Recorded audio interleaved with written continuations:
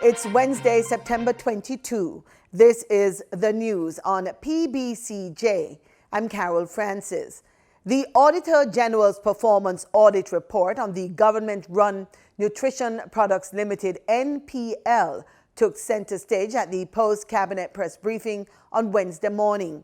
Breaches in a number of areas, including the NPL's recruitment and selection process, were highlighted. My instruction to the Ministry of Education, Youth and Information on learning that the Auditor General had initiated a report sometime before I took office was to cooperate with the Auditor General and provide any documents or support that was needed. Education, Youth and Information Minister Favour Williams noted that a new board was appointed to NPL in December 2020. She disclosed that a number of identified breaches have since been corrected.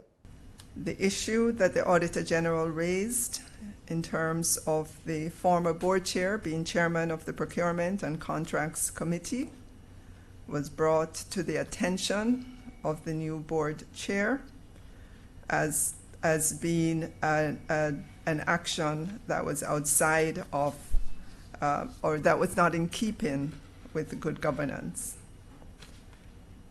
Additionally, as you will note in the report, the issue of an external secretary being paid from April 2017 to January 21, $7.4 million to take minutes at the board meeting.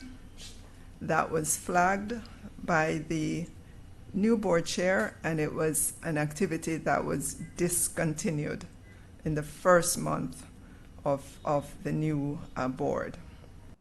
It was also disclosed at the press briefing that Cabinet has given approval for the divestment of NPL. Cabinet gave approval for the establishment of an enterprise team for the divestment or privatization of Nutrition Products Limited and for the Development Bank of Jamaica as transaction managers to execute the divestment or privatization transaction in collaboration with the Nutrition Products Limited. We support the findings of the Auditor General's report and see it as a powerful tool for the reform of not just NPL, but as a guide to the proper management of entities that call on the national budget and expend taxpayers' money. As a minister and as a ministry, we stand ready to support any further investigations and pledge the full support of the ministry in that regards. And so let me say, let the chips fall where they may. Nutrition Products Limited (NPL) is a major component of the National School Feeding Program. It plays a pivotal role in supporting adequate nutrition at schools. It is charged with producing and distributing nutritious meals to school children at the most reasonable costs. The amended National Identification and Registration Act 2021 or NIDS bill was presented in the House of Representatives on Tuesday. Justice Minister Delroy Chuck opened the debate on the new bill, which seeks to establish, among other things, a national ID system for the island. We get more from Gabriel Thompson. This is the second iteration of this bill after the first contained elements that were deemed unconstitutional by the court in April 2019. The new bill benefited from exhaustive Point Select Committee meetings in addition to input from the public and other stakeholders. This bill is one of the most responsive pieces of legislation ever put to this Honourable House. We held 32 meetings of the Joint Select Committee. Madam Speaker, the legislative framework for the National Identification System, the NIDS, has been strengthened and improved in order to A, recognize and protect the right to privacy of an enrolled individual, particularly as it relates to the protection of an individual's data identity information. Secondly, strengthen the organizational and governance structure of the authority. Ensure that the penalties reflect the gravity of the offences created under the legislation. Independent oversight of the NIDS as well as the encryption of the information of enrolled individuals were features of the bill highlighted by Minister Chuck. D. Strengthen the independent oversight of the authority. E. Ensure that a comprehensive enabling structure exists to facilitate the implementation of the NIDS. And F. Most importantly, the first legislation to require the encryption of personal information and compliance with international best practices for information security. Debate on the amended bill will be opened to other members of Parliament at next week's sitting of the House on Tuesday, September 28, 2021. For the news on PBCJ, I'm Gabrielle Thompson. Jamaican authorities are concerned about reports that some countries are not accepting proof of COVID-19 vaccines being administered by developing countries. Chief Medical Officer Dr. Jacqueline Bisesa-McKenzie addressed the matter and others while speaking at the 59th PAHO Directing Council meeting. More from Simone Absalom Gale. Dr. Jacqueline Bisesa-McKenzie shared some of the challenges being faced by the Jamaican government in its management of the COVID-19 pandemic. This threatened to derail our response and undermine the trust in our health infrastructure, as there were long turnaround times for laboratory tests, as well as dissatisfaction among healthcare workers about supplies of personal protective equipment. In the last few months, it has been the shortage of vaccines, as promises for supplies are delayed as larger countries continue to pull and engulf resources. Even more recently, the break in our supply chain for liquid oxygen created periods of uncertainty in our hospitals. She says the challenges play a part in her ministry's decision to support the development of regional capacity for the production of medicines. It is with these experiences fresh in our minds that we support multisectoral action and an increase in regional capacity for the development and production of medicines and other health technologies to improve access and enable consistent and reliable response to the region's health priorities. Meanwhile, Dr. Bisesa-McKenzie is calling on the Pan American Health Organization and the World Health Organization to ensure that countries recognize accredited vaccines. Jamaica would ask that the WHO and PAHO intervene to ensure that essential medicines and health technologies that have gone through the rigors of approval are recognized and accepted globally.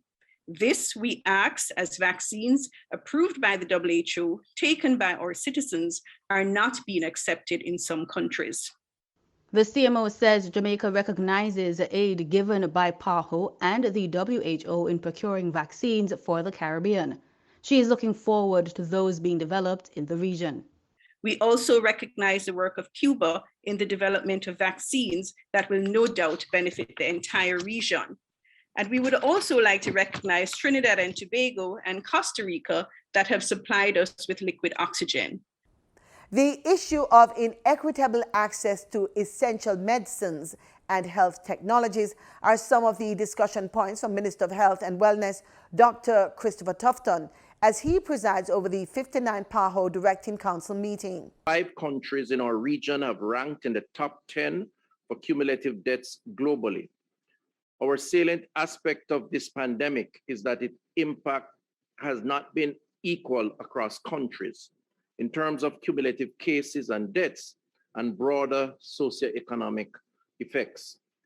Vaccines have become a critical tool for recovery, yet a disproportionate amount of the over 5 billion doses administered globally has gone to high-income countries.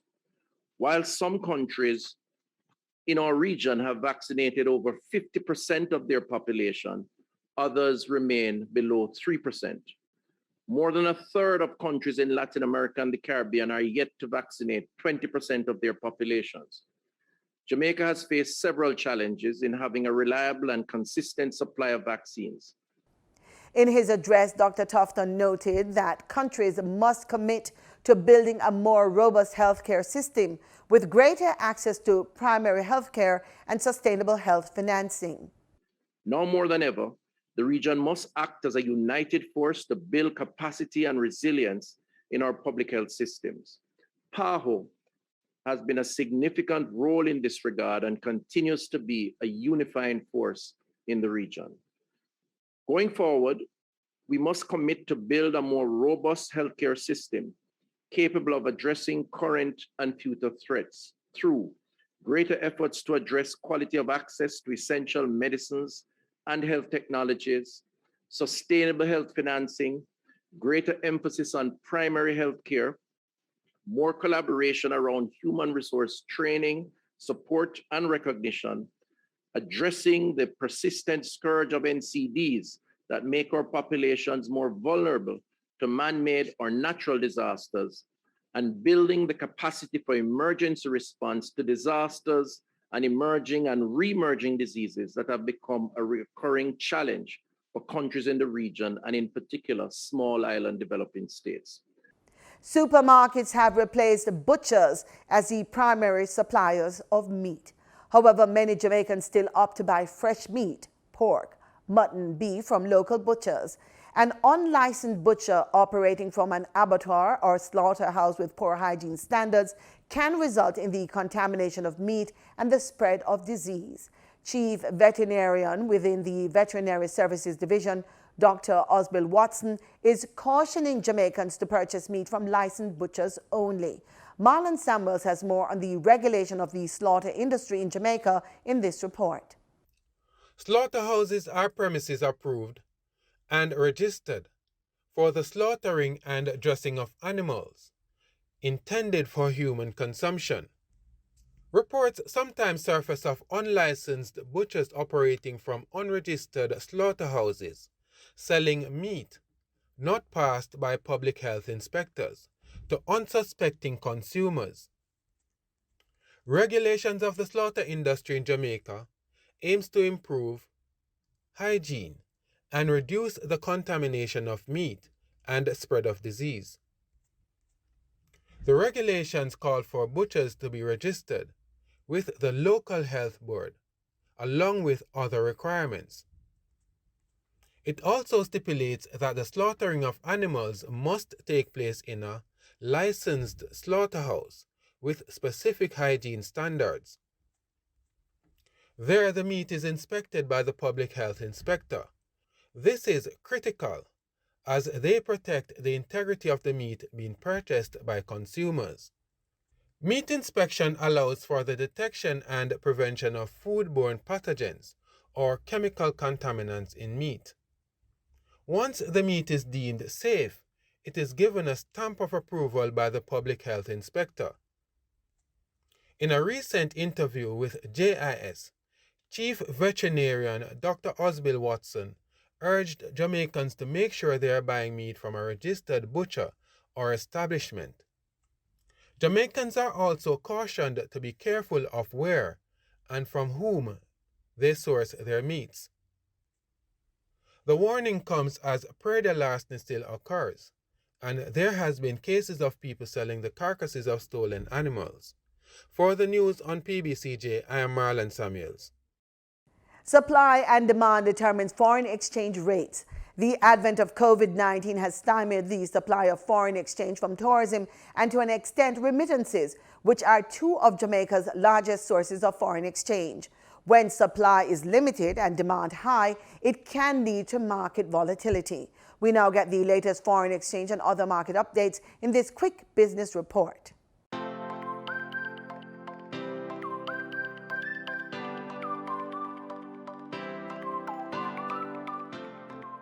In foreign exchange trading for Tuesday, September 21, the US dollar sold for an average $148.64. The Canadian dollar ended trading at $115.98. The pound sterling traded for $204.56, and the euro sold for an average $177.64. In Tuesday's trading session, the JSE Combined Index declined by 1,662 points to close at over 400,000 units. Overall market activity resulted from trading in 89 stocks, of which 26 advanced, 47 declined, and 16 traded firm. The junior market index advanced by 1 point to close at over 3,000 units. Stocks advanced for 1834 Investments Limited, AMG Packaging and Paper Company Limited, and Barita Investments Limited. Stocks declined for Access Financial Services Limited, Caribbean Assurance Brokers Limited, and Caribbean Cement Company Limited. Trading firm were Berger Paints Jamaica Limited, CAC 2000, 9.5% preference shares, and Siboney Group Limited. Sagicor Select Funds Limited Financial was the volume leader with over 5.8 million units, followed by the Limnas and Bards Limited with over 4.7 million units, and Future Energy Source Company Limited ordinary shares with over 3.3 million units. In market data for oil, prices climbed more than 1% on Wednesday, extending overnight gains after industry data showed U.S. crude stocks fell more than expected last week in the wake of 2 hurricanes, highlighting tight supply as demand improves. Brent crude futures climbed 88 cents to $75.24 a barrel after gaining 44 cents on Tuesday. West Texas Intermediate crude futures rose 89 cents to $71.38 a barrel. On that note, we close this Wednesday edition of the Business Report Inside the News on PBCJ. I'm Gabrielle Thompson. Pleasant viewing. In today's Living Healthy report, we place a spotlight on the temporal mandibular or TMJ joint. Dr. Heather Lawson-Myers looks at this important part of our anatomy through her HD Jazz channel.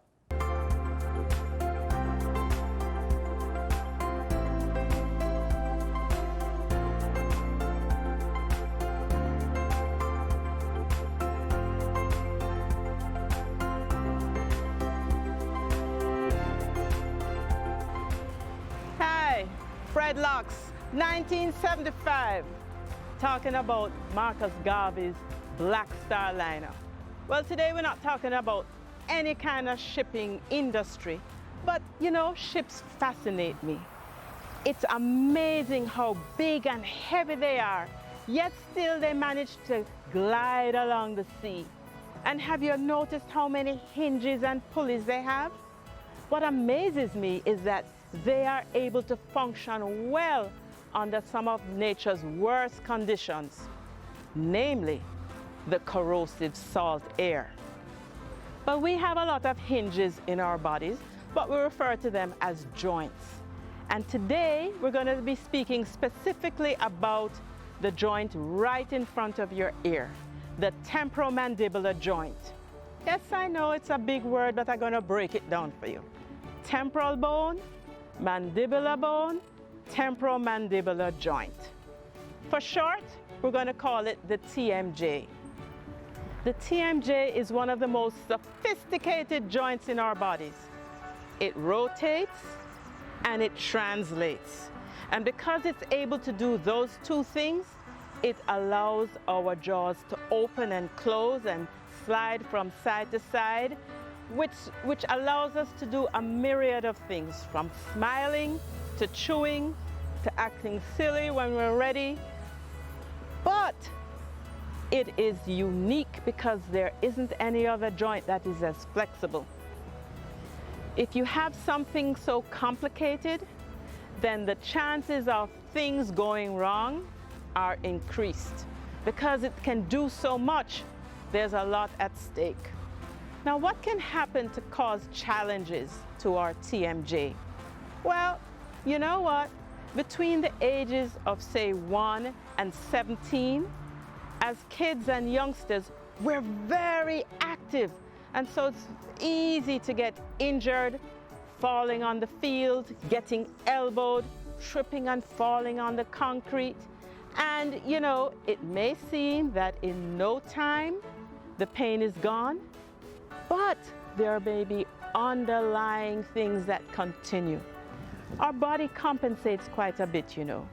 Have you ever noticed when you walk into a room, if it smells really bad after you've been in there for a while?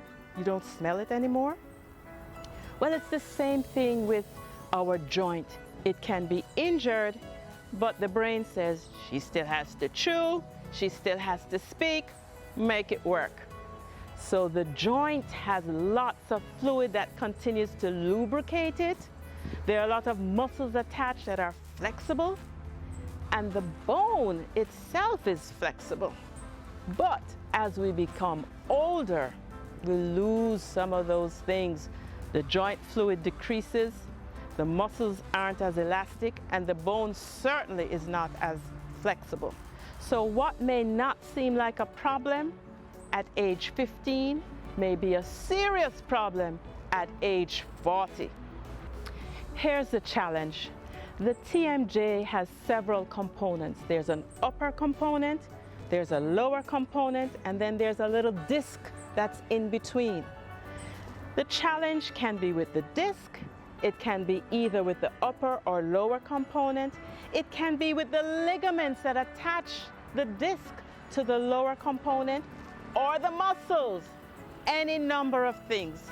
So a thorough TMJ examination must be done. And sometimes we need to take images so we can see what that joint looks like. Sometimes the treatment is treating the muscles. Sometimes the treatment is treating the way the teeth come together, putting in a shock absorber, because there are many reasons why the joint may be problematic. If you're stressed and clenching and grinding, you're going to really do a number on that joint, or the muscles that attach to the joint. If you're trying to constantly create an airway at night because you have sleep apnea, that's another reason why you might be clenching or grinding at night. If you have an old injury and you re-injure it, all of a sudden you've opened an ant's nest. So there are a number of things. We need to connect the dots. But once the dots are connected and we know what the problem is, we may not be able to totally eliminate it, but it certainly can be controlled. Because if not addressed, you may continue to have unexplained head and neck pain, pain going down the back of your neck to your shoulder, the front of your head, back here, any one of those places. And if you don't understand the source of the pain, you're constantly getting massages here, but it's not getting better. The problem is not here, it's here. A proper diagnosis will lead to a complete treatment. So if you have any clicks or grinding sounds in your ear, if you have unexplained head and neck pain, if you are clenching or grinding, if you have sleep apnea, if you have acid reflux, mention it to your dental surgeon, because any of those things can be linked to your TMJ. So you see, taking care of that specialized hinge, that TMJ, is extremely important for quality of life and function. Listen, catch me next time on our Facebook page, YouTube, or our website. See you next time on HD's Jazz.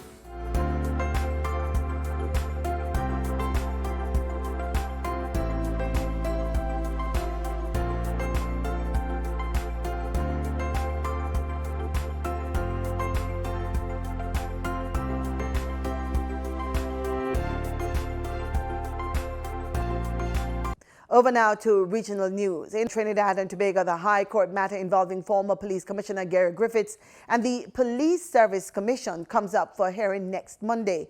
Kimberly D'Souza of TTT News reports. The matter involving former Police Commissioner Gary Griffith and the Police Service Commission will be called before a virtual High Court on Monday, September 27th at 9:30 a.m. Through his attorneys, Mr. Griffith filed an application for judicial review and an application for interim relief after he claimed the commission acted illegally when it ordered him not to return to duty until further notice. Attorneys for the commission, led by senior counsel Russell Martineau, requested more time to file an affidavit in opposition before the court. During the 45-minute hearing on Tuesday, Justice Ricky Rahim ruled that the respondent will file and serve an affidavit in opposition by Thursday, September 23rd, while the applicant's intended claimant will respond to the affidavit, if necessary, by Saturday, September 25th. Mr. Griffith's attorneys are led by senior counsel Ramesh Lawrence Maharaj and include Jagdeo Singh, Larry Lala, Alvin Ramrup and Christy Mohan.